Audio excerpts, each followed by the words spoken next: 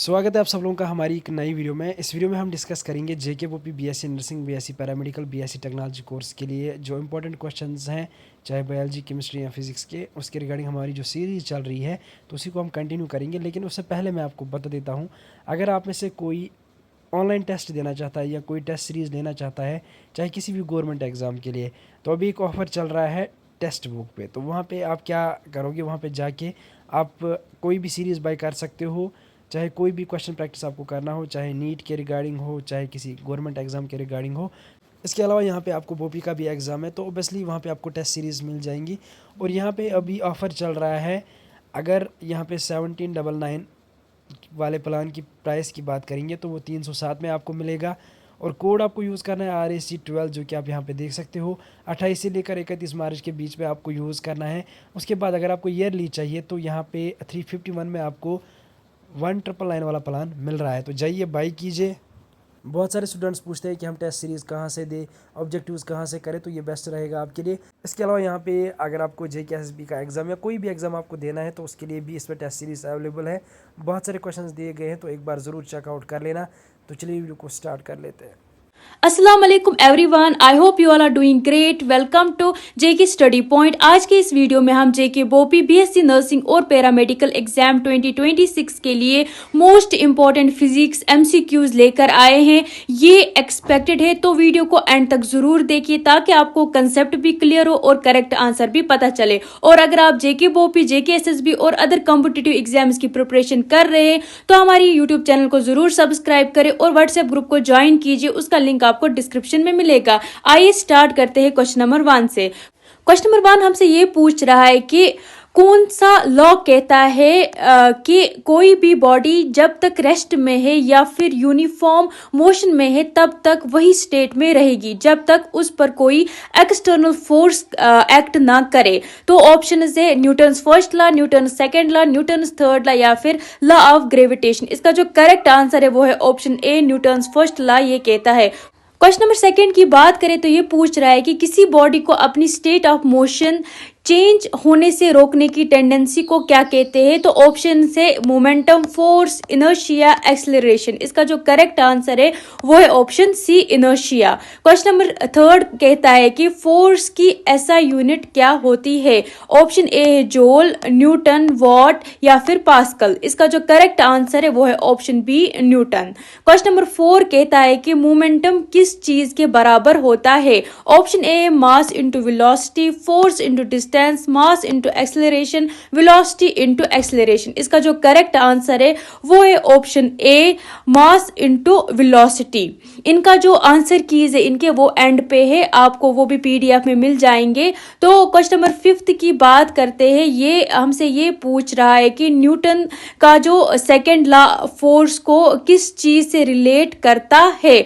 तो इसके जो ऑप्शन है velocity, acceleration, momentum, both acceleration and rate of change of momentum. इसका जो करेक्ट आंसर है वो है ऑप्शन डी। क्वेश्चन नंबर 6 की बात करें तो ये पूछ रहा है कि इम्पल्स किसके बराबर होता है। ऑप्शन से force into time, force into distance, mass into velocity, mass into acceleration. इसका जो करेक्ट आंसर है वो है option A, force into time.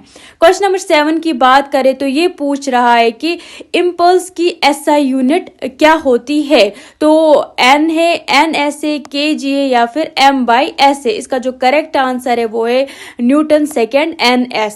Question number 8 की बात करें तो ये पूछ रहा है कि न्यूटन के थर्ड लॉ के अकॉर्डिंग एक्शन और रिएक्शन फोर्स कहाँ एक्ट करते हैं। तो इसके जो ऑप्शन है act on same body, act on different body, option C है आर अनइक्वल, आर इंडिपेंडेंट। इसका जो करेक्ट आंसर है वो है एक्ट ऑन डिफरेंट बॉडीज। ठीक। क्वेश्चन नंबर 9 की बात करें तो ये हमसे ये पूछ रहा है कि लीनियर मोमेंटम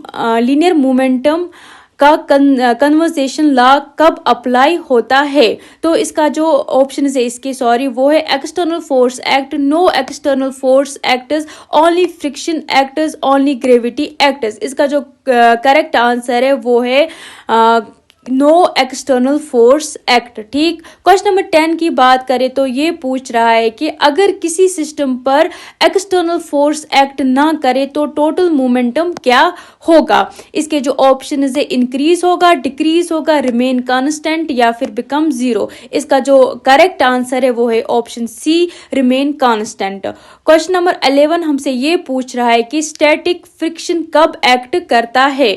तो इसके जो ऑप्शन है body is moving, body is at rest, body is accelerating, body is rotating। इसका जो करेक्ट आंसर है तो वो है ऑप्शन बी, जब बॉडी रेस्ट पर हो। तो क्वेश्चन नंबर 12 की बात करें तो इसमें ये कहा गया है कि काइनेटिक फ्रिक्शन एक्ट कब करता है। तो इसके जो ऑप्शन है body is at rest, body is sliding, body is stationary, body has no mass. इसका जो करेक्ट आंसर है वो है option B, body is sliding. Question number 13 की बात करें तो ये बोल रहा है कि रूलिंग फ्रिक्शन जनरली कैसा होता है। तो इसके जो ऑप्शन है greater than sliding friction, less than sliding friction, equal sliding friction या फिर जीरो। इसका जो करेक्ट आंसर है वो है option B, less than sliding friction. Question number 14 की बात करें तो लुब्रिकेशन कब यूज किया जाता है। तो इसके जो ऑप्शन है increase friction, decrease friction, stop motion, increase mass. इसका जो करेक्ट आंसर है वो है डिक्रीज फ्रिक्शन। ठीक, sorry, increase friction, option A, ये नहीं है, ऑप्शन ए है। तो क्वेश्चन नंबर 15 की बात करें तो ये बोल रहा है कि सेंट्रीपिटल फोर्स हमेशा किस डायरेक्शन में एक्ट करता है। तो इसके जो ऑप्शन है away from centre, towards centre, along velocity, opposite velocity. इसका जो करेक्ट आंसर है वो है अवे सेंटर की तरफ, towards centre, option B. Question number 16 की बात करें तो इसमें ये पूछा गया है कि सर्कुलर रोड पर कार की मोशन के लिए कौन सी फोर्स जरूरी है। तो इसके जो ऑप्शन है gravitational force, centripetal force, magnetic force, nuclear force. इसका जो करेक्ट आंसर है वो है option B, centripetal force. Question number 17 की बात करें तो ये पूछ रहा है कि बैंकिंग ऑफ रोड्स का मेन पर्पस क्या होता है। इसके जो करेक्ट ऑप्शन है increase speed, reduce friction, option C है इसमें provide centrifugal force, stop vehicle. इसका जो करेक्ट आंसर है वो है ये क्या करता है, फ्रिक्शन को रिड्यूस करता है, मतलब कि ऑप्शन बी, रिड्यूस फ्रिक्शन। तो क्वेश्चन नंबर 18 की तरफ आते हैं। ये पूछ रहा है कि यूनिफॉर्म सेक्युलर मोशन में स्पीड कैसी होती है। तो ऑप्शन ए है वेरिएबल होती है, कांस्टेंट होती है, जीरो होती है या फिर इन्फिनाइट होती है। इसका जो करेक्ट आंसर है वो है ऑप्शन बी, कांस्टेंट होती है। क्वेश्चन नंबर 19 की बात करें तो सेक्युलर मोशन में वेलोसिटी की डायरेक्शन क्या होती है। ए हुआ टुवर्ड सेंटर होती है, टेंजेंशियल टू पाथ होता है, अवे फ्रॉम सेंटर होता है या फिर वर्टिकल होता है। इसका जो करेक्ट आंसर है वो है टेंजेंशियल टू पाथ होता है, ऑप्शन बी।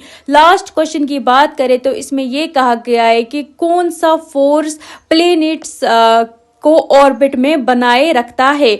ऑप्शन ए है magnetic force, nuclear force, gravitational force या फिर फ्रिक्शन फोर्स। सो इसका जो करेक्ट आंसर है वो है ऑप्शन सी, ग्रेविटेशनल फोर्स। अगर आपको वीडियो हेल्पफुल लगी हो तो वीडियो को लाइक करें और अपने फ्रेंड्स के साथ शेयर करें और कमेंट सेक्शन में फीडबैक दें। और अगर आप डेली इंपॉर्टेंट क्वेश्चंस, नोट्स और अपडेट्स चाहते हैं तो हमारा व्हाट्सएप ग्रुप जरूर ज्वाइन कीजिए, जिसका लिंक आपको डिस्क्रिप्शन में मिलेगा। और चैनल जेके स्टडी पॉइंट को सब्सक्राइब करना बिल्कुल मत भूलिए। Thank you for watching. Allah Hafiz.